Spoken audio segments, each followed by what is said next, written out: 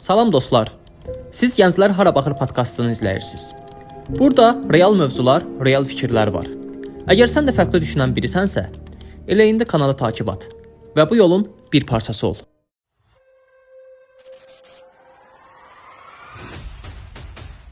Salam əziz izləyicilər. Gənclər Hara Baxır podkastının növbəti bölümündə xoş gördük sizləri. Qonağımız ilahiyyatçı Fərid Qasımzadədir. Salam Fərid bəy. Salam, mən Xoş də sizi gördük salamlayıram. Çox xoş gördük. Təşəkkür edirəm dəvətiniz üçün. Xoşdur. Bugünkü əsasən sizinlə mövzumuz bildiyimiz kimi Məhərrəmlik ayı ilə bağlı olacaq ki, qanlı Kərbəla hadisələri ilə bağlı olacaq. İstərdim elə həmin ayda bu mövzulara toxunmaq məncə lazım olar, gərəkli olar. İlk öncə o hadisələrdən əvvəl giriş tipli bəzi başqa suallar vermək istəyirəm sizə.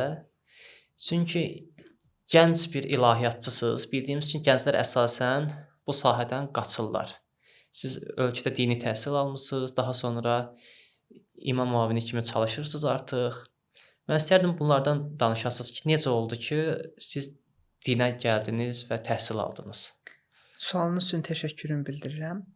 Əvvəlcə demək istəyirəm ki, səmimi şəkildə qeyd etsəm, mən elə çox az yaşlarımdan bu sahəyə qədəm qoymuşam.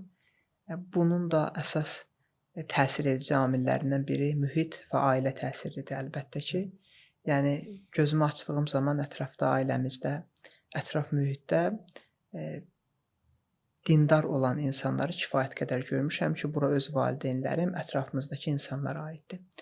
Və zaman keçdikcə dini dünya görüşünün, dinin ən yüksək bir dünya görüşünün olduğu qənaətinə gəlmişəm. Və hətta Həzrəti Əli əleyhissalamın bir kəlamı var. Həzrət buyurur ki, Allah rəhm etsin o şəxsə ki, hardan gəldiyini, harada olduğunu və haraya gedəcəyini bilir. Din də bizə hardan gəldiyimizi, harada olduğumuzu və haraya gedəcəyimizi bildirir. Bizim üçün açıqlayır. Eyni zamanda zaman ötə-ötə dinə olan sevgim təbii ki, məni bu yola vadar etdi, yaxşı mənada, müsbət mənada. Həm də düşünürəm ki, zaman ötə-ötə daha da özümü Allah qarşısında, bu ilahi nemətin qarşısında daha da özümü borclu hesab edirəm. Bunun da əyani bir nümunəsi kimi çalışıram ki, Allah istəyən kimi yaşamağa çalışım. Daha xülasə şəklində cavab versək, Allah istəyən kimi yaşamağa çalışdığım üçün bu yola qədəm qoydum. Nə gözəl. Bəs bu gənc yaşda məsuliyyəti necə üstlənə bilirsiniz? Bu elə bir sualdır ki, bizim cəmiyyətimizdə əslində yaxın illərə qədər bir o qədər də yayğın deyildi ki, gənc yaşlarında dini təmsilçilik və dini təbliğata yönəlmək. Allah elə nəsib etdi ki, ilk nümunələrindən biri olmaq, belə desək, zərurətində olmuş olduq. Çətin olmağına çətindir, amma eyni zamanda da şərəflidir. Şərəflidir bu mənada ki, gənclik bizim cəmiyyətimizin ən dinamik hissəsini təşkil edir. Buna görə biz bugün verilişin də adı, yəni podkastın da adı Gənclər Hara Baxır. Çünki bizim üçün gənclər çox vacibdir. Eyni zamanda düşünürəm ki, dini təmsilçilik mövzusunda da gənclik çox vacibdir. Çətin olmağına bəli çətindir bir gənc üçün, yaşı bir qədər daha az olan biri üçün. Amma bunun müqabilində də vacibliyi və zəruriliyi də bir o qədər çoxdur. Çətinliyi buradadır ki, əlbəttə insan dediyini yaşamağa və yaşantıya çevirməyə çalışmalıdır. Bura qədəri çətindir. Amma yenə də baxanda biz hər bir şeyə mükafat timsalında baxırıq, əvəz timsalında baxırıq. Deyərdim, bu özü bir ilahi lütfdur. Bəzi şeyləri biz elə bilirik ki, özümüz seçmişik. Əslində özümüz seçməmişik və Allah bizə lütf edərək və nemət verərək bizi bu yola yönəltmiş olub. Bəli. Bəs həmən bu Məhərrəmlik ayı haqqında istəyərdim toxunaq bu məsələlərə. Bu ay bizə nəyə mesajı verir, nə ötürür? Yoxsa yalnız matəm olaraq keçir insanlar, niyə belədir? Biz Məhərrəmlik dediyimizdə hamımızın ağlına gələn ilk olaraq səmimi desək, Kərbəla hadisəsidir. Evet. Əlbəttə Məhərrəm ayı özü 4 haram aydan biri idi ki, həmin aylarda, onunla yanaşı digər 3 ay var ki, həmin aylarda cahiliyyə dövründə belə döyüşməzdilər və döyüş haram hesab olunurdu. Amma təəssüf ki, özünə dindar deyən bir qrup, halbuki onlar dindar deyildi. Bu dövrdə həmin zamanda Muharram ayında Həzrət Peyğəmbər sallallahu əleyhi və alihi və səlləmin nəvəsi İmam Hüseyn əleyhissalamı və onun əshabını şəhadətə çatdırdı. Amma Muharram ayı dedikdə biz ilk olaraq nəyi bilməliyik? Muharram ayı dedikdə bəli, biz Kərbəla faciəsini bilməliyik, amma Kərbəla faciəsinin də bizə nəyi öyrətdiyinə diqqət etməliyik. Muharram ayı yəni haqla batilin üz-üzə gəldiyi ay. Muharram ayı yəni cəsarət, fədakarlıq ayı.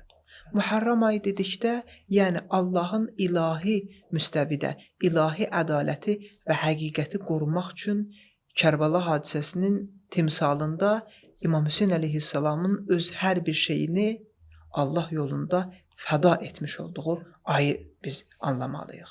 Bunu biz dərk etməliyik. Bəli. Bəs hansı mesajları ötürür cəmiyyətə? Kərbəla elə bir məktəbdir ki, onun insanlara vermiş olduğu mesajlar hər bir zaman üçündür. Buna deyərlər cahan şumul, digər adı ilə universal bir mesaj. Və Kərbəlanın cəmiyyətlərə verdiyi mesajlar ondan ibarətdir ki, Kərbəla insanlara mesaj verir ki, həqiqəti qorumaq üçün insan hər bir şeyindən keçməyi bacarmalıdır. İmam Hüseyn əleyhissalam insanlığa çatdırır ki, nə qədər yaşamaqdan daha önəmli olan necə yaşamaqdır. Yəni, ola bilər bir insan uzun ömür yaşasın, amma keyfiyyətli yaşamasın. Amma Kərbəla insana bunu çatdırır ki, nə qədər yaşamaqdan daha vacib olan necə yaşamaqdır, keyfiyyətli yaşamaqdır. Az yaşaya bilərsən, amma sən elə keyfiyyətli yaşayarsan ki, misal üçün elə bizim şəhidlərimizin timsalındadır. Yaşlarına baxsanız bir-birindən fərqli, amma az yaşdır. Biri ola bilər 18, biri 20, biri 30 bu civarda, biri bir qədər çox. Amma ən keyfiyyətli yaşam tərzidir şəhadət. Və Muharram ayının bizə öyrətdiyi dərslərdən biri də ondan ibarətdir ki, həqiqət say üstünlüyü ilə olmur. Siz Kərbəlaya baxsanız, İmam Hüseyn əleyhissalamın tərəfdarları az qismdədir. Amma imamın düşmənləri çoxdur. Amma Kərbəla deyir ki, bir fikrin, həqiqətin doğruluğu onu dəstəkləyənlərin az və yaxud çox olması ilə ölçülmür. Həqiqət elə həqiqətdir. Onu bir nəfər də müdafiə etsə, az qismdə müdafiə etsə İmam Hüseyn əleyhissalamın timsalında həqiqət elə həqiqətdir. Və bir yanlış fikri çox adam da müdafiə etsə, yanlış elə yanlışdır. Kərbəlanın bizə öyrətdiyi dərslərdən də biri yox deyə bilməyi bacarmaqdır. Yox deməyi bacaracaqsın. Baxsanız bizim cəmiyyətimizdə də biz çox zaman yox deməyi bacarmırıq. Bəli. Amma Allah üçün İmam Hüseyn əleyhissalam batilin qarşısında, ədalətsizliyin qarşısında yox deməyi bacarır. Və bu yox deməkdən sonraki proses ki var, həmin proseslərin hamısına razı olur. Bu da çox çətindir. Bəli, bəli. Buyurun. Aha, bəs Hüseyn əleyhissalamın qiyamının əsas məqsədi nə idi? Çünki bəzən cəmiyyətdə deyirlər ki, biraz Loru dilində desək, iki ərəbin mübarizəsi olub, hakimiyyət mübarizəsi olub. Mən istəyərdim buna aydınlıq gətirəsiniz. İmam Hüseyn əleyhissalam öz qiyamının hədəfini qardaşı Məhəmməd Hənəfiyyəyə məktub yazarkən belə açıqlayır. Aha. İmam əleyhissalam yazır ki, mən cəddimin, yəni babam Həzrət Rəsulullah sallallahu əleyhi və alihi və səlləmi nəzərdə tutub, cəddimin ümmətini islah etmək üçün qiyam etdim. Yəni, imamın hərəkatının hədəfi islah idi. O ki, qeyd etdiyiniz təəssüf ki, bəzən bu cür dar düşüncəli, obrazlı ifadələrə biz rast gəlirik ki, deyirlər ki, bəzi insanlar bu iki ərəbin davasıdır. Əslində bu ifadə, bu müqəddəs hərəkatın mənəvi qatını zədələməyə hesablanan bir ifadədir. Halbuki orada İmam Hüseyn əleyhissalam bu hərəkatın heç bir yerində belə bir ifadə səsləndirmir ki, mən xəlifə olmaq istəyirəm. Hakimiyyət. İmam öz hədəfini bu cür açıqlayır ki, mən cəddimin ümmətini, yəni müsəlmanları islah etmək üçün bu hərəkatı həyata keçirirəm. Və siz baxsanız, iki ərəbin davası bunu deyəndə bu çox insafsız bir sözdür. Çünki İmam Hüseyn əleyhissalamın Kərbəlada bu sualdan əvvəlki sualda biz açıqladıq. İmamın bizə çatdırmış olduğu mesajlarda heç bir milli, hər hansı bir fərqli irq mövzusu yoxdur. İmamın verdiyi bütün bu mesajlar ki var, bu mesajlar cinsindən, irqindən asılı olmayaraq hamı üçün önəmli olan mesajlardır. Biz dünyanın harasında yaşasaq, gərək ədalətli olaq, harasında yaşasaq, gərək zülmə qarşı olaq, harasında yaşasaq, gərək fədakarlıq etməyi bacaraq. İmam Hüseyn əleyhissalam da bunu bizə çatdırır və biz bu sualın timsalında şəhid milli qəhrəmanımız Mübariz İbrahimovun son məktubunu yada salmalıyıq. Şəhidimiz orada qeyd edir ki, öz vəsiyyətnaməsində valideynlərinə yazır ki, mən Seyid nəvəsi olaraq bunu etməliyəm. Yəni düşmənlərimiz olan ermənilərin üstünə getməliyəm. Seyid nəvəsi olaraq dedikdə nəyi nəzərdə tutur? Yəni mən İmam Hüseyn əleyhissalamın nəslindən olan biri kimi ədalətsizliyin qarşısında susa bilmərəm və mənim o Seyid nəslindən olmağım məni bu mənada vadar edir ki, mən gərək bunu edim. Gərək haqsızlığın qarşısında susmayım. İndi siz baxsanız, yəni Kərbəlanın bizə vermiş olduğu mesajlar bizim cəmiyyətimizdə nə qədər müstəsna rol oynayıb. Və bəzən hətta deyirlər ki, bu hadisələri niyə əsrlər öncə olmuş bir hadisələrdir, bunu niyə bu qədər qabardırsınız və s. kimi. Bəli, biz buna belə yanaşmalıyıq. Kərbəla sadəcə tarixi bir hadisədirmi? Xeyr. Əgər belədirsə, nə çox tarixli hadisələr olub ki, onlar baş verib və bitib. Onların əlamətləri belə gəlib bu zamana kimi çıxmayıb və onlar xatırlananda belə, sadəcə belə xatırlanır ki, belə bir hadisə baş verib. Axı Kərbəla sadəcə tarixi bir hadisə deyil. Kərbəla tarixin fövqündə dayanan bir hadisədir. Bunu da biz sadəcə söz olaraq demirik. Siz hər il Muharram ayı gəldiyi zaman dünyanın əksər yerlərində siz baxsanız, görürsünüz ki, İmam Hüseyn əleyhissalam və Kərbəla şəhidlərinin anım mərasimlərinə baxsanız, onlar nəyi qeyd eləyirlər? Tarixi bir hadisəni yox. Kərbəlanın vermiş olduğu mesajları qeyd eləyirlər. Həmin mesajlar ki, biz axı cəmiyyət olaraq həmin mesajlardan xəbərdarıq və biz eyni zamanda ona görə xoşbəxt bir cəmiyyətik ki, Allah bizə Əhl-i Beyt əleyhissalamın məhəbbətini bəxş edib. Bu çox böyük bir nemətdir. Çünki Hz. Peyğəmbər sallallahu aleyhi və alihi və səlləm özü bir hədisdə buyururdu ki, insanlar İmam Hüseynin vasitəsilə xoşbəxt və bədbəxt olurlar. Və deyirdi ki, həqiqətən agah olun ki, Hüseyn cənnət qapılarından biridir. Yəni kim İmam Hüseyn əleyhissalamı sevsə, sevmək təkcə sözlü sevməkdən söhbət getmir. Sevmək, yəni onun amalına da sadiq olmaq.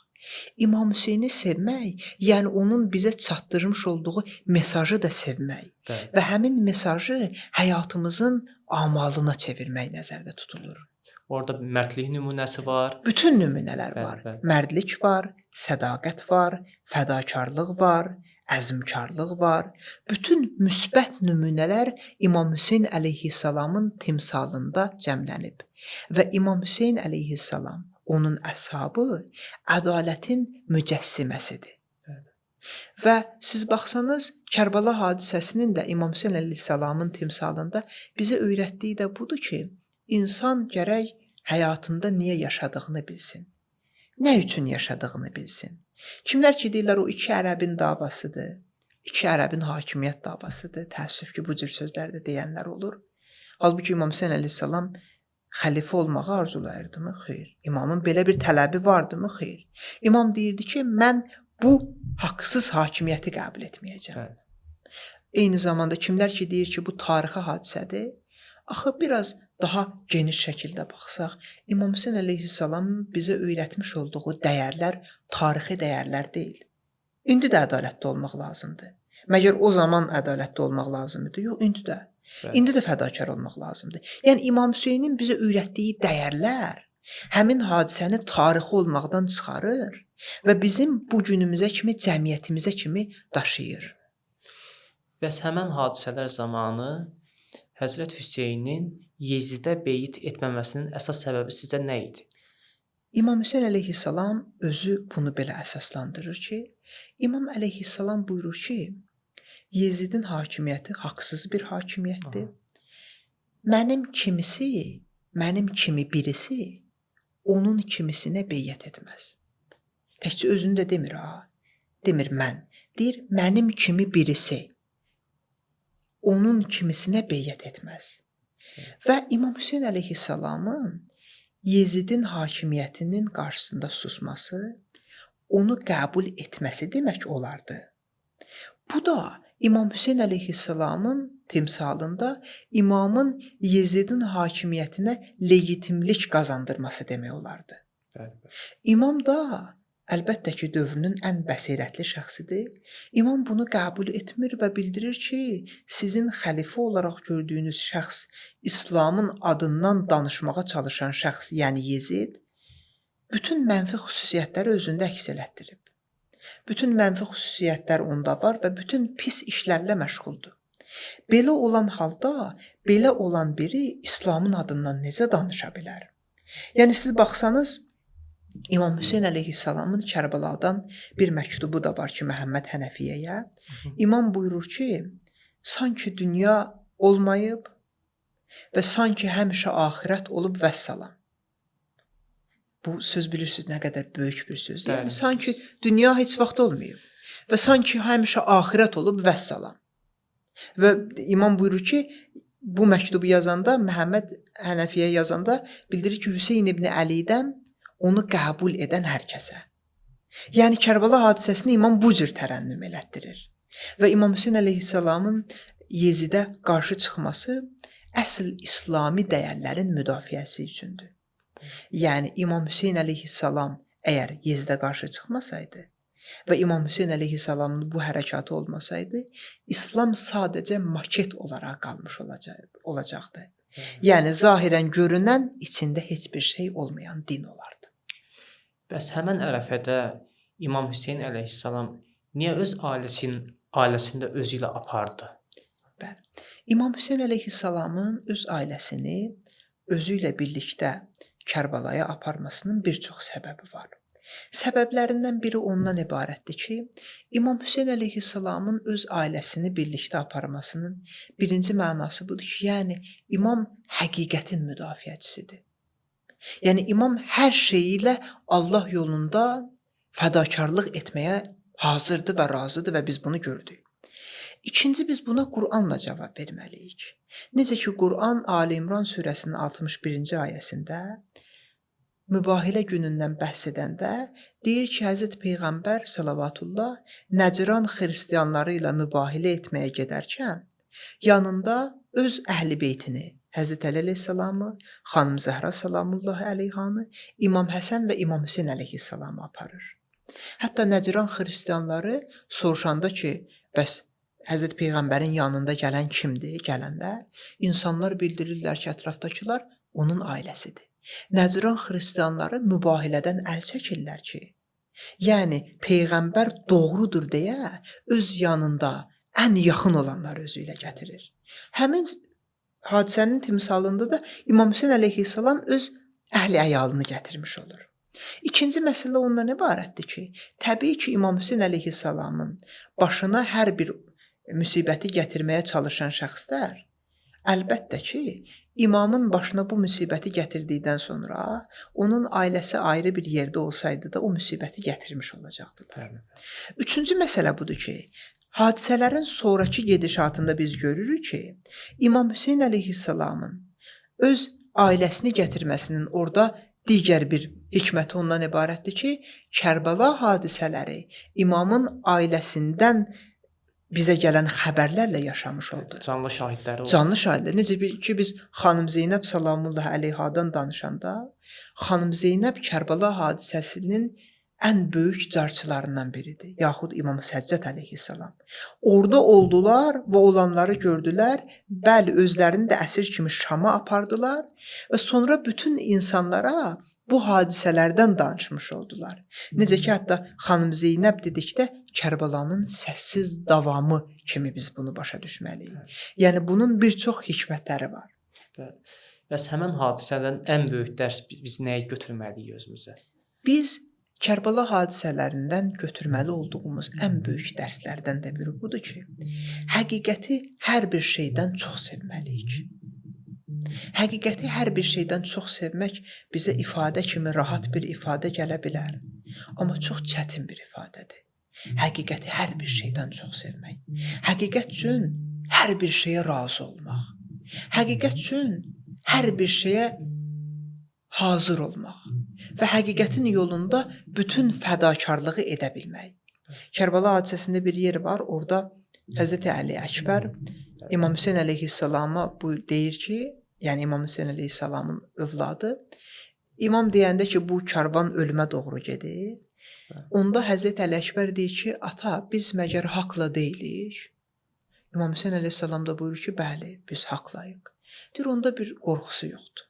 Yəni, haqlı olmaq, həqiqətin ardıcılı olmaq bu qədər müqəddəs bir məsuliyyətdir. Və Kərbəla hadisəsinin bizə öyrətdiyi dəyərlərdən də biri budur ki, baxsanız, çox insan fərqli Allah təsəvvürlərindən danışır. Siz Yezidi də dindirsəz, deyərdi ki, mən təbii ki, iman gətirmişəm. Amma İmam Hüseyn əleyhissalamın iman gətirdiyi Allahla Yezidin və digərlərinin iman gətirdiyi Allah eynidirmi? Eyni deyil. İmam Hüseyn əleyhissalamın iman gətirdiyi Allah onu bildirir ki, bizə sən gərək haqsızlığın qarşısında susmayasan. Və Kərbəlanın bizə öyrətdiyi dəyərlərdən də biri budur ki, zülm yalnız zalımın əli ilə həyata keçmir. Zülm eyni zamanda zalıma kömək edən, yaxud zalımın yanında susan adamların əli ilə həyata keçmiş olur. Və zülmün ifadəsini bizə çatdırmış olur Kərbəla. Həzrət Hüseynin şəhadətə ucalması bizi çox qəmləndirir, bütün müsəlmanları. Və sizə digər hansı şəxsin şəhadətə ucaldılması daha çox qəmləndirir, belə deyim? Mən bu suala xüsusilikdə cavab verə bilmərəm. Çünki Kərbəla elə bir meydandır ki, orada bütün növ ictimai münasibətlər də var. Hər yaş kateqoriyasında qəhrəman personajlar var. Az saylı, az yaşı olan 3 yaşlı xanım Rüqəyyadan tut, 90 yaşından da yuxarı Həbib ibn Məzahirə kimi. Hətta Əli Əkbər. Bəli, Həzrəti Əli Əkbər var, Həzrəti Əli Əsğər var ki, o qundaqda çoxlanmış olub, körpədir. Ona görə Kərbəlada mən bu suala cavab verə bilmərəm ki, hansının daha çox belə deyim tərənnüm etmiş olum. Çünki hər birinin şəhadət səhnəsi o qədər ürək yandırıcıdır ki, amma buna rəğmən hər birinin də haqqın qarşısında mətanəti, haqqı müdafiə etməsi çox böyük bir mənzərədir. Və siz baxsanız Kərbəlada, misal üçün, Həzrəti Qasım deyir ki, yaşı azdır, 13-14 yaşı var. Həzrəti Qasımın meydana getməsini imam əvvəl razı olmur. O imama deyir ki, imam ondan soruşanda ki, ölüm sənin üçün nədir? Həzrəti Qasım deyir ki, ölüm mənim üçün baldan da şirindir. Siz baxın, tarixdə elə bir hadisə yoxdur ki, o ki, kimlər ki, buna sadəcə tarix hadisədir. Bu hadisədə bütün ibrət dərsləri var. Ona görə mən deyə bilmərəm, Kərbəlada Həzrəti Əbəlfəz var. Həmin Həzrəti Əbəlfəz ki, qardaşını müdafiə etməkdə, qardaşının fədakarlığı üçün hər bir şeyindən keçir. Ona görə burada xüsusi olaraq cavab verə bilmərəm. Amma Kərbəla ümumilikdə biz Kərbəlanın özünü bir vahid orqanizm kimi düşünmüş olsaq, Kərbəlanın bütün şəhadətləri insana təsir edir. Siz baxın, İbn Ziyad xanım Zeynəb salamullahi əleyhaya gözdağı vermək üçün xanım Zeynəbə deyir ki, gördün Allah sizinlə neynədi? Sizin başınıza nə oyun gətirdi? Xanım Zeynəb cavab verir ki, mən gözəllikdən başqa bir şey görmədim. Yəni deyir bütün bu Kərbalada baş verən hadisələr ki vardı. Bunu deyən xanım Zeynəb orada qardaşlarını şəhid verib, övladlarını şəhid verib, nə qədər insan şəhid verib. Amma deyir ki mən gözəllikdən başqa bir şey görmədim. Yəni nə baş verdisə o gözəllik idi. Orada Yezidin qələbə çalmasına baxmayaraq deyirlər ki, Həzrət Hüseyn qalib gəlib. Siz necə düşünürsüz? Kərbala bir mənalı şəkildə İmam Hüseyn əleyhissalamın qalibiyyəti ilə nəticələndi. Bəli, həmin tarixi çərçivədə elə görünə bilərdi ki, Yezid həmin gündə İmam Hüseyni və onun yaxınlarını şəhadətə çatdırmaqla qalib oldu. Amma elə deyil. Gəlin, kim qalib oldu sualına biz cavab verməyək. Hər il Muharrem ayında Muharrem ayının özü cavab versin. Kimin adı yaşayır? Kimin adı necə yaşayır? İmam Hüseyn əleyhissalamın adı necə yaşayır? Dünyada bütün yerlərdə İmam Hüseyn əleyhissalamın və onun vəfalı əshabının bu ayda matəmi qeyd olunur. Amma Yezidin adı necə yaşayır? Ən yaxşı insan nümunəsində İmam Hüseyn əleyhissalam, ən pis insan nümunəsində isə Yezidin adı yaşamış. Sanki xeyir və şər qüvvələrin qarşı durmasıdır bu. Bəli, Kərbala xeyir və şərin qarşılaşdığı meydandır. Kərbala ədalət və ədalətsizliyin qarşılaşdığı meydandır. Kərbala haqq və batilin qarşılaşdığı meydandır. Ona görə siz baxsanız İmam Hüseyn əleyhissalam deyərdim ki, hətta tarixin ən böyük qalibidir. Bəli, bu qələbəni şəhadətlə qazanıb. Buna görə imamın bir məktubu var Kərbalada. İmam yazırdı ki, Məhəmməd Hənəfiyyəyə, bilin və agah olun ki, əgər kim mənə qoşulmuş olsa, heç kəs sağ qalmayacaq. Yəni mənim bu yolum şəhadət yoludur. Amma kim mənə qoşulmasa, heç kəs fəth qazanmış olmayacaq. Burada fəthdən məqsəd qənimət deyil. Yəni mənəvi qələbə qazanmış olmayacaq. Tarix də bunu göstərdi. Kim əgər İmam Hüseyn əleyhissalama qoşuldusa, mənəvi qələbə qazanmış oldu. Və kim İmam Hüseyn əleyhissalama qoşulmadısa, ondan uzaq oldusa, onun qələbədən bir payı olmadı. Buna görə İmam Hüseyn əleyhissalam tarixin ən böyük qalibidir. Və ona bu qələbəni bəxş edən də Allahdır. Biz desək sadəcə bizim bunu yaşatmağımızla da elə deyil. Bizim böyüklərimiz, yaşlılarımız hələ Allahsız dövr olan, Allahsız cəmiyyət formalaşdırmağa çalışan Sovet dövründə belə bu təziyyəni necə şəkildə yaşadıblar. Ondan əvvəlki şəkillərdə də. Və bu hər bir zamanda yaşamış olacaq. Bəs düşünək ki, Kərbəla hadisəsi İslam tarixində yaşanmayıb. Onda sizcə necə olardı? Kərbəlasız İslam sadəcə içi boş olan bir İslam olardı. Kərbəlasız İslam o deməkdir ki, sadəcə siz dəyərlərdən danışırsınız. Amma sizin o dəyərləri göstərəcək şəxsiyyətləriniz yoxdur. Sanki emosiya yükləyib İslama. Sadəcə emosiya yükləmiş olacaqdılar. Amma bu emosiyanın əyanilik tərəfi hanı? İmam Hüseyn əleyhissalam baxsanız ondan sadəcə bir söz tələb olunur. Beyyət et. Beyyət etdikdən sonra rahat şəkildə get. Amma İmam Hüseyn əleyhissalam bu ifadənin nə qədər ağrılı bir ifadə olduğunu və bunun mümkünsüz olduğunu və bu ifadənin İslamın sonu olduğunu bildirir. Siz baxsanız hətta şairlərdən biri İmam Hüseyn əleyhissalamın dilindən bunu nəzmə çəkib ki, imama deyirlər bir kəlmə de və get, bir sözdür. İmam deyir hər şey bircə sözdən ibarətdir. Cənnət və cəhənnəm də sözdən ibarətdir. İnsan da sözdən ibarətdir. İnsan sözü ilə cənnətə və cəhənnəmə gedər. Bunu nəzmə çəkmiş olur bir şair. Ona görə Kərbala hadisəsi əgər olmasaydı, Allah elə bizim üçün ilahi hikmət olaraq Kərbala hadisəsini qoydu ki, biz pisi və yaxşını bilək. Və biz bunu bilək ki, bəzən pis yaxşıya oxşaya bilir. Baxın, Yezid də deyirdi ki, mən iman gətirmişəm. Ona görə bizim cəmiyyətimizdə var. Bax, deyir ki, filan kəs də deyir də mən dindaram. Amma Kərbala hadisəsi bunu göstərdi ki, dindarlıq ifadəsi başqa ifadədir. Həqiqi dindarlıq ifadəsi başqa ifadədir. Sanki əməllə deyiliş... İddialar, bəli, meydanda qarşılaşır. Yezidin də qoşunu deyir ki, biz dindarıq. namaz da qılırıq, oruc da tuturuq. İmam Hüseyn əleyhissalam da dindardır. Amma hansı həqiqətən dindardır? İmam Hüseyn əleyhissalam həqiqətən dindarlığı belə desək təmsil edir. Ona görə İmam Hüseyn əleyhissalam buyururdu ki, insanlar dünyanın qullarıdır. Və din onların dilində boş və mənasız sözə çevrilib. Yaşayışları yaxşı olan vaxt dini qoruyarlar. Bəlalarla imtahan olunduqları zaman həqiqi dindarların sayı azalar. Kərbalada da həqiqi dindarlarla dırnaq arası dindarların üz-üzə gəldiyini görürük. Siz baxsanız ona görə bizim cəmiyyətimizdə də var. Filankəs dindardır, amma məni aldatdı. O dindardır, amma məsələn bazarda getdim ondan bir şey aldım, mənə keyfiyyətsiz məhsul verdi. Halbuki o dindardırsa o əməli edə bilməzdi.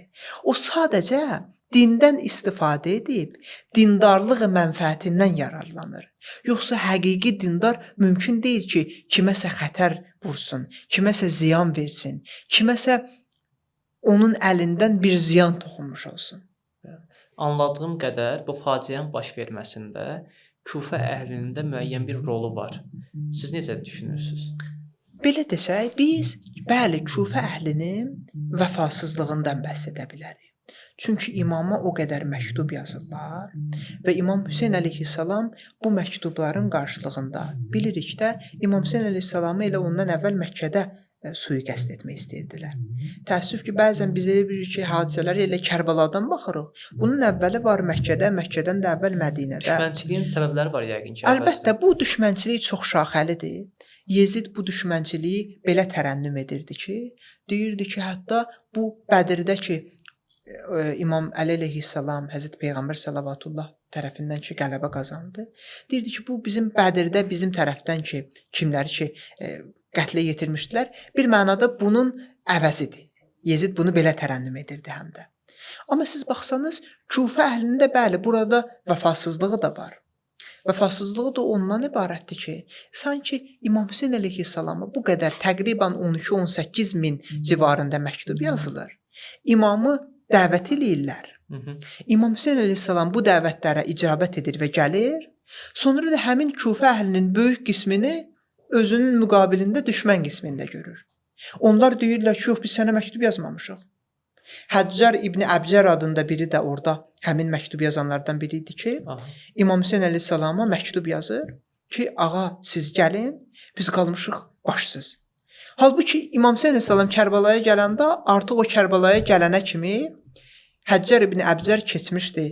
Yezidin qoşunundaydı, İbn Ziyadın yanında. İmam deyəndə ki, axı siz mənə məktub yazmısınız. Həccar İbn Əbcər deyir ki, biz sənə belə bir məktub yazmamışıq. Baxın, Kərbala insan həqiqətinin ortaya çıxdığı bir meydandır. Yəni insanın həqiqi kimliyi orada meydana çıxır. Amma Kərbala olmasaydı, Həccar İbn Əbcəri hamı imanlı biri kimi tanıyacaqdı. Kərbala olmasaydı, Şümrdən danışanda insanlar Şümrün fəzilətlərindən danışacaqdılar. Axı Siffin döyüşündə Şümr həm də İmam Əli əleyhissalamın tərəfində idi.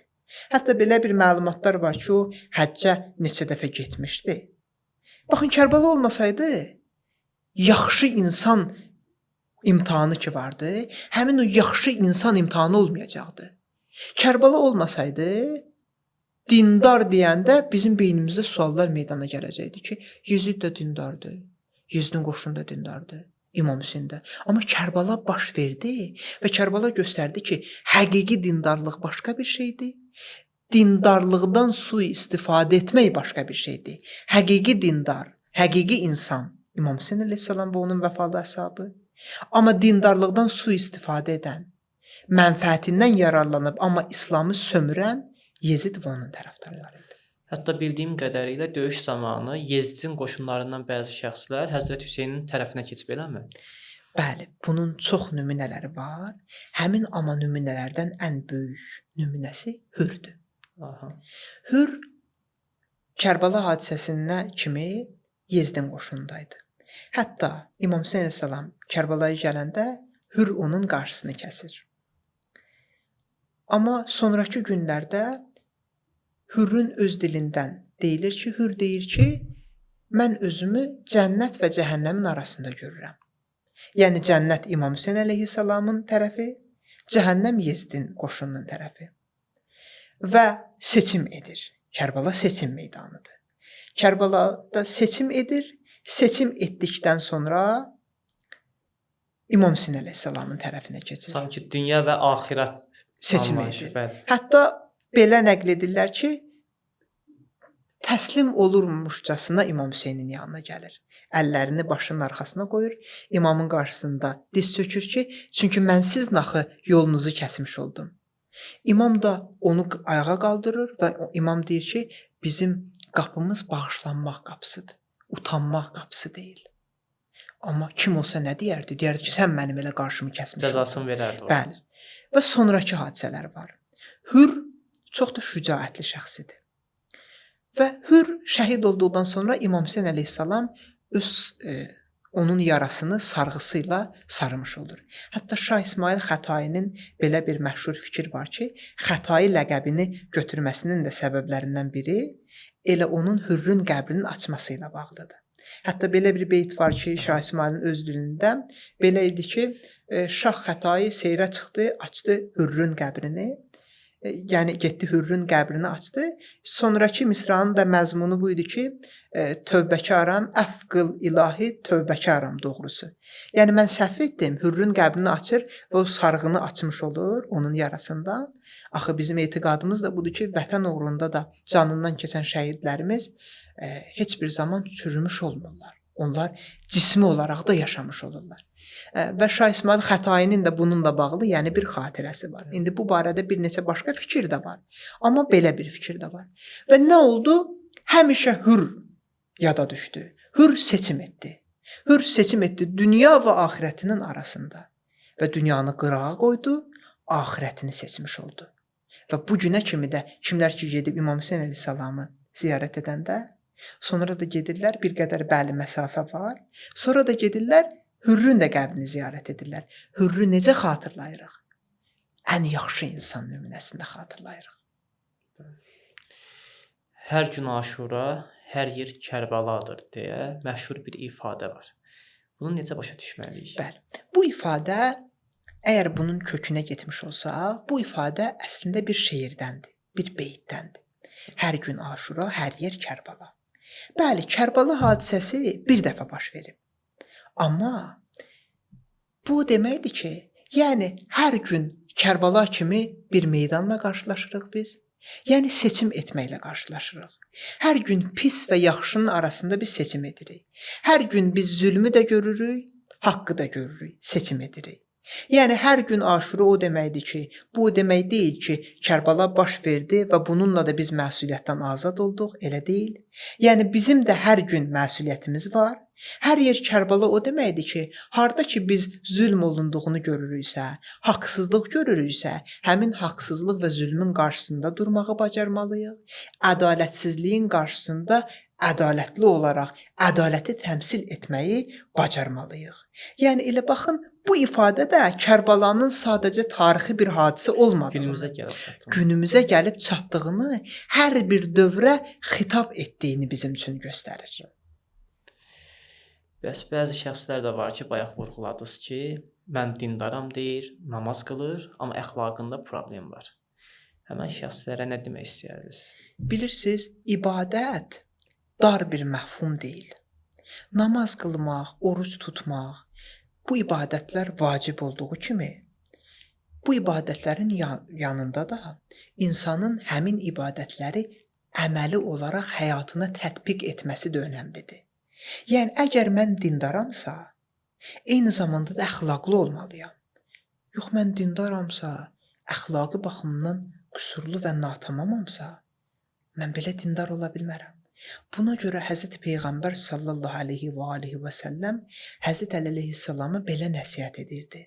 Deyirdi ki, ey Əli, cəmaatın ibadətinin çoxluğuna, onların gecənin böyük bir hissəsini ibadətlə keçirməyinə baxma. Onların çox namaz qılmağına, çox oruç tutmağına baxma. Onların nə dərəcədə doğru danışan olmaqlarına, və nə dərəcədə əmanətə sadiq olmaqlarına bax. Yəni onlar bu iddiada olarlar ki, namaz qılsınlar, amma cəmiyyətdə əxlaqi baxımdan doğru və dürüst olmasınlar, demək onlar həqiqi dindar deyillər. Həzrət Əli əleyhissalam buna görə özü buyururdu ki, mənim belimi dindar kimi görünən dinsizlər qırdı. Yəni onlar din iddiası edirdilər. Amma onların həyatlarında və yaşayışlarında dindarlığın əməli göstəriciləri yoxdur. Buna görə din də bizdən bunu istəyir ki, ibadət, yəni tamamlasın. Əməl meydanında tamamlasın. Hətta İmam Sadiq əleyhissalamın da bir ifadəsi var ki, deyir, kim əgər bizim ardıcılımız olduğunu iddia edirsə, o yaşadığı cəmiyyətdə ən yaxşı insan olaraq tanınmalıdır. Yoxsa kimsə deyər, mən də sizin ardıcılınızam, əxlaqi baxımdan qüsurlu olar, əxlaqi qaydalara riayət etməz. Bilirsiniz, ona görə bəzən dindarlığa qarşı bəzi insanlar dindarlıq ifadəsini doğru şəkildə anlamamış olurlar. Deyirlər ki, filankəs özünə deyirdi, mən dindaram, namaz da qılırdı, amma mənim haqqıma girdi. Halbuki həqiqi dindar kiminsə haqqına girə bilməz. Həqiqi dindar əxlaqda da ən öndə olandır. Cəmiyyətin inkişafına dəstək verən ən, belə desək, öndə olan insanlardan biri olmalıdır həqiqi dindar. Bəli, doğru vurğulayırsınız. Fərid bəy, istərdim ki, məhərrəmlikdə edilən ehsanlar haqqında danışaq. Onun mənəvi və dini əhəmiyyəti barədə. Bəli, İmam Hüseyn əleyhissalam birlik rəmzidir. Baxsanız, Allah Müteal hər bir zaman insanları ehsan etməyə təşviq edir. Bu ehsan ifadəsi də bir qədər təəssüf ki, yanlış anlaşılan ifadələrdən biridir. Aha. İhsan ərəb dilində yaxşı iş görmək və yaxud bir işi yaxşı şəkildə görməyə deyilir. Və ihsan dedikdə sadəcə yemək nəzərdə tutulmur. İhsan yaxşı bir iş. Bəli, bu yaxşı iş kiməsə yemək, təamı verməklə də nəzərdə tutula bilər. Kiməsə maddi olaraq kömək etmək, kiminsə yükünə kömək etmək. Yəni bu ihsan ifadəsi çox şaxəli bir ifadədir.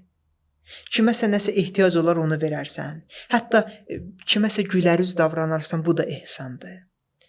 İndi yəni bu ihsan ifadəsi geniş ifadədir. Məhərrəmlik ayında verilən ihsanlarda paylaşmaq deməkdir. Yəni imamın amalını öndə tutaraq imam adına ehsanlar vermək. Bir mənada bu ehsanlar insanları İmam Hüseynlə tanış olmağa, belə desək, təşviq edir. İnsanlar belə desin, misal üçün, bugün kimsə tanımırsa, kiməsə siz ehsan verirsiniz, deyirsiniz, bu imam ehsanıdır. Onda belə bir qəribə bir fikir formalaşır ki, kapitalist zehniyyətin hakim olduğu bu dövrdə kimsə kiməsə nəyə görə təmənnasız şəkildə bir yaxşılıq etsin. Və ona deyilsin ki, bu imam ehsanıdır. İstər-istəməz ağıl insandan tələb edir ki, bu imam ehsanı nə deməkdir? Bu bir mənada bu ehsanlar cəmiyyətdə fədakarlıq əhval-ruhiyyəsini təmsil edir və insanlarda bir-birinə qarşı təmənnasız fədakarlığı formalaşdırmış olur ki, İmam Hüseyn əleyhissalam da bu mənada bizim birlik rəmzimizdir. Bəli. Xüsusən də həmən əlamətlər gündə insanlar bir-birinə ehsan edirsiniz demiş, bir-birinə yardımlaşırlar. Bəli, və biz bunu doğru anlamalıyıq ki, İslam demir sadəcə həmin günlərdə. İlin bütün günlərində imam ehsanı vermək olar. Sadəcə həmin günlər digər günlərlə müqayisədə daha da desək, daha çox xatırlanan günlərdir. Amma biz İmam Hüseyn əleyhissalamdan bəhs etdikdə sadəcə həmin günlərdə ehsan verilir və yaxud verilməlidir. Xeyr, bütün günlərdə bu ehsanlar yaxşıdır və bu ehsanlar bizim cəmiyyətimizin bir-birinə qarşı yardımlaşma əhval-ruhiyyəsi deməkdir. Siz baxsanız, bunun kimi nə qədər ifadəmiz var. Deyirik ki, əl tutmaq əlidən qalıb. Başqa bir ifadəmiz var, əli süfrəsi, əli rəhmi. Yəni, Əhl-i-Beyt əleyhissalamın bizə öyrətmiş olduğu dəyərlər elə bir-birimiz üçündür. Bir-birimizlə ictimai münasibətləri doğru qura bilməyimiz, bir-birimizin halına yana bilməyimiz, bir-birinə qarşı etinasız davranmamağımız və bir-birimizdən xəbərdar olmağımız üçündür. Bu həmən ərəfədə deyəsən oruç tutmaqla bağlı müəyyən məsələlər var. Belə desək, Muharrem ayı daxil olduğu zaman bu ayın əvvəl günlərində, 1-ci, 2-ci günlər, bu günlərində bəli, müəyyən tarixi hadisələr baş verib ki, həmin günlərdə də oruc tutulmağı bilirik ki, müstəhəbdir. Amma siz düşünürsünüzsə ki, məsələn, nəzərdə tutduğunuz Aşura günüdürsə, Aşura günündə yaxşısı budur ki, oruc tutulmasın. Səbəb bundan ibarətdir ki, Aşura gününün orucu nəyə görə oruc tutulmasın? Təəssüf ki, Yezid İmam Hüseyni şəhadətə çatdırdıqdan sonra Bəni Ümeyyə həmin günü qələbə günü olaraq elan etdi. Və qələbə günü elan etdikdən sonra həmin günü oruc tutulmuş oldu. Və təəssüf ki, nə niyyətlə oruc tutulmuş oldu? Dindən çıxmış olan onların düşüncəsində İmam Hüseynin üzərində qələbə qazandıqları üçün. Buna görə artıq İnsanlarımız da bunu bilməlidir ki, həmin gündən əvvəlki günlər ki var, Muharrəmin 1-i, 2-si, bu ayrı bir mövzudur. Amma Aşura günü ki var, Aşura günü oruc tutmaqdan insan çəkinməlidir və eyni zamanda insan bilməlidir ki, Aşura günü matəm günüdür. Və həmin günlərdə baxsanız ta qədimdən bizim böyüklərimiz də, bizim yaşlılarımız, ağsaqqallarımız da hər bir zaman həmin günü ehsanlar veriblər. Və bunun əvəzində insan bilməlidir ki, insan müstəhəb oruc tutmaq istəyirsə, tutsun. Digər günlərdə də tutsun. Amma həmin günün orucu ki var, təəssüf ki, həmin günün orucu təhrif olunub və təhrifdə də məqsəd təəssüf ki, bu niyyətlə təhrif olunub ki, İmam Hüseyn əleyhissalamın üzərində qələbə qazandıqları üçün bu zehniyyət oruc tutmaq üstün tutub. Ümumiyyətlə məhərrəmlik anladığım qədərilə Həzrəti Hüseynin yola çıxması ilə başlayır. Ta ki, şəhid olduğuna bir neçə günə qədər eləmi? Çünki bilməyənlər var, onlar da bilsin. Baxın, üzrsən, Məhərrəm özü bir aydır. Aha. Məhərrəm ayı, haram aydır. Muharrem ayı özü bilirik ki, İslam təqvimi ilə aylar ki, 29 və yaxud 30 gün davam edər. Amma bu aylar bilirik ki, Muharrem və Səfər ayı. Muharrem və Səfər ayı ikisi matəm və yaxud əza ayı olaraq bilinir. Təəssüf ki, bəzən insanlar deyirlər ki, İmam Hüseyn üçün yas tutursunuz, niyə onda Peyğəmbər şəhadətə çatanda yas tutmursunuz? Bu çox yanlış bir fikirdir. Nəyə görə? Muharrem ayı daxil olduğundan sonra, Muharremin 10-u ki, İmam Hüseyn əleyhissalam Aşura günüdür, 10 deməkdir, şəhadətə çatır. Və nəyə görə Səfər ayı çıxana kimi, bizim axı ənənəmizdə də var ki, həmin ərəfələrdə İnsanlar bilir ki, matəm ayı olaraq. Niyə? Çünki Səfər ayının da sonunda, Səfər ayının da 28-də Həzrət Peyğəmbər sallallahu dünyasını dəyişib. Ona görə biz onun nəvəsinin şəhadətindən öz şəhadətinə kimi həmin o zamanı qorumuş oluruq və etinasızlıq olunmur ki, İmam Hüseyn əleyhissalamın yası saxlanırsa, əlbəttə ki, aləmlərə rəhmət olan Həzrət Peyğəmbər sallallahu da yası saxlanılmalıdır. Bu öz yerində. Və bir də Ərbəyin var. Ərbəyin budur ki, İmam Hüseyn əleyhissalam şəhadətə çatdı. Aha. Onun şəhadətindən 40 gün keçir. Ərbəyin də elə 40 deməkdir. 40-cı gün inanclı insanlar, hətta başqa əqidədə olan insanlar da milyonlar İmam Hüseyn əleyhissalamı gedir və onun qəbrini ziyarət etmiş olurlar. Həmin ziyarət də dünyanın ən kütləvi ziyarətidir. Təqribən 20 milyondan çox insan gedir və piyadə şəkildə imamı ziyarət edir. Bu da birlikdir. Və siz baxsanız orada xristian da görə bilərsiniz, fərqli əqidədə olan da görə bilərsiniz. Bəs bu nəyə çatdırır? Bu da birlik rəmzidir. Ərbəyin o deməkdir ki, sən həqiqətə doğru hicrət eləyirsən. İmam Hüseynə tərəf getmək, ilahi ideyaya tərəf getmək deməkdir. Bir də son olaraq sonuncu sualı verim sizə ki, sizə Həzrəti Hüseynin əsrlərdir sevilməsinin ən əsas səbəbi nədir? İmam Sadiq əleyhissalamdan bir hədis var ki, Allah bir bəndəyə xeyir vermək istəsə, onun qəlbinə İmam Hüseyni ziyarət etməyin və İmam Hüseynin məhəbbətini salar. Yəni, İmam Hüseynin məhəbbəti ilahi bir nemətdir. O qədər ilahi bir nemətdir ki, bu bir mənada insanın özündən asılı deyil. Heç insan dindar olmasa da, insan olmağı bacarsa, İmam Hüseyni sevməyə başlayacaq. İmam Hüseynin məhəbbəti elə bir məhəbbətdir ki, bizim dahi şairimiz Məhəmməd Füzuli deyirdi ki, məzarım üstə qoymun mil, əgər kuyində can versəm. Deyirdi ki, Məhəmməd Füzuli, məzarım üstə qoymun mil, əgər kuyində can versəm, qoyun bir sayə düşsün qəbrimə, ol sərv qamətdən. Yəni demək istəyirdi ki, məzarım üstə bir nişanə qoymayın, bir mil qoymayın. Əgər kuyində can versəm, əgər İmam Hüseynin kuy, yəni yarın məhəlləsi, yarın olduğu yer deməkdir. Deyirdi ki, mən əgər İmam Hüseynin o yanında can verə bilsəm, orada elə o hərəmdə dünyamı dəyişsəm, heç mənim qəbrimin üstünə bir nişanə qoymayın. Qoyun bir sayə düşsün, qoyun bir kölgə düşsün qəbrimə, qəbrimin üstünə, ol sərv qamətdən. Sərv qamət ucalığı tərənnüm edir. Yəni İmam Hüseynin o ucalığı ki var, İmam Hüseyn əleyhissalamın o əzəməti ki var, o əzəmətindən mənim üstümə elə bir kölgə düşmüş olsa, mənim üçün kifayət eləyər. Elə məsələ də budur ki, Məhəmməd Füzulinin bu vəsiyyəti də həyata keçmiş olur. Siz gedib inşallah ki, oranı ziyarət edəndə görərsiniz ki, elə hərəmin çıxışında Məhəmməd Füzulinin dahi şairimizin qəbri var.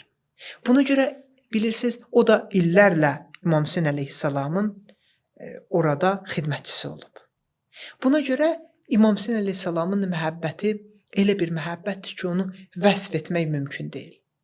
Və siz baxsanız, insanlar, fərqli mədəniyyətdən olan insanlar da belə təəccüb içindədirlər.